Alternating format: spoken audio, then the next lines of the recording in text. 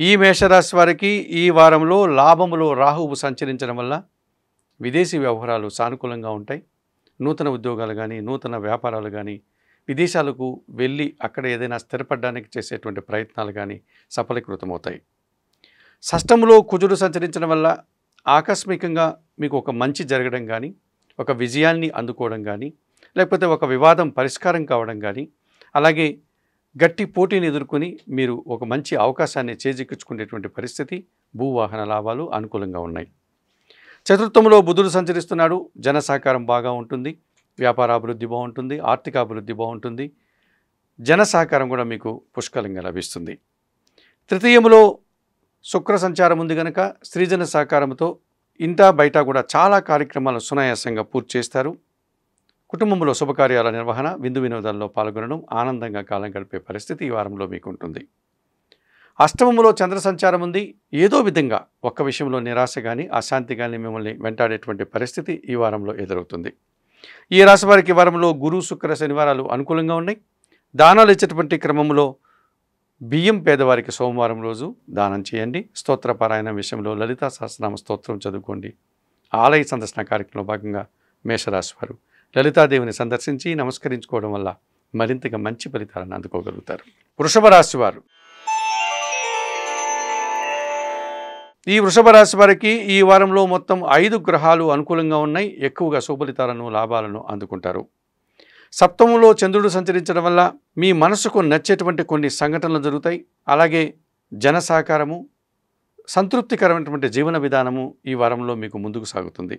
తృతీయములో రవి సంచారం ఉంది. అధికారుల అండదండలతో వృత్తి, ఉద్యోగ, వ్యాపారాల్లో బాగా అభివృద్ధిని సాధిస్తారు.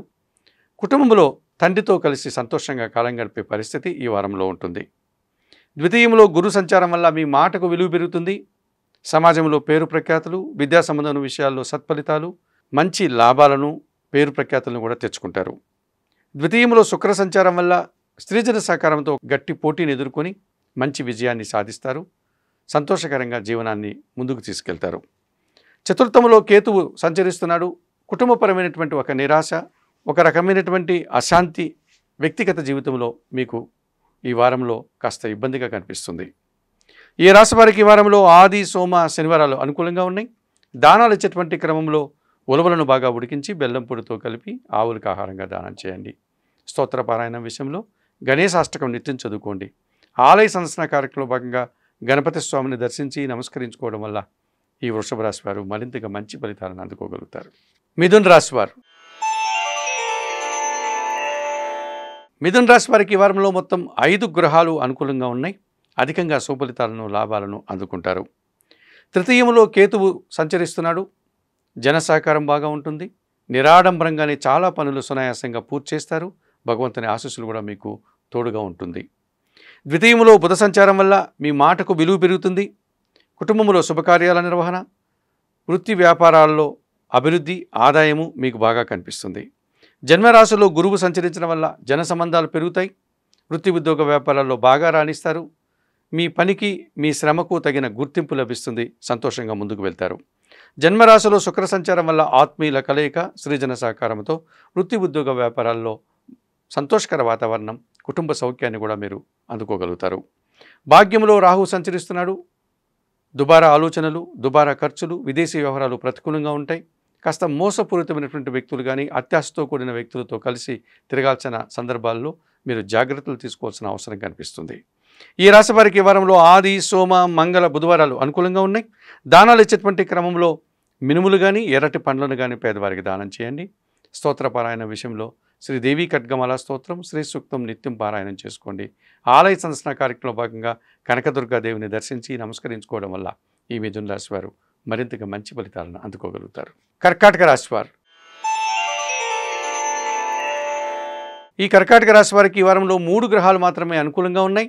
అయినప్పటికీ భయపడాల్సిన పని లేదు. మంచి ఫలితాలను మీరు అందుకుంటారు. వ్యయములో శుక్ర సంచారం వల్ల కుటుంబ సౌఖ్యాన్ని అనుభవిస్తారు. కుటుంబంలో స్త్రీజన సహకారంతో చాలా పనులు సునాయాసంగా పూర్తి చేస్తారు. ఇంట బయట కూడా సంతోషంగా కాలం గడుపుతారు. తృతీయంలో కుజుడు సంచరిస్తున్నాడు. మీ ఆలోచనలు కార్యరూపం దాలుస్తుంది. సంతానం విషయంలో శుభ పరిణామాలు చోటు చేసుకుంటున్నాయి. భూ వాహన లాభాలు అందుకుంటారు. వృత్తి, ఉద్యోగ, వ్యాపారాల్లో అభివృద్ధిని సాధిస్తారు.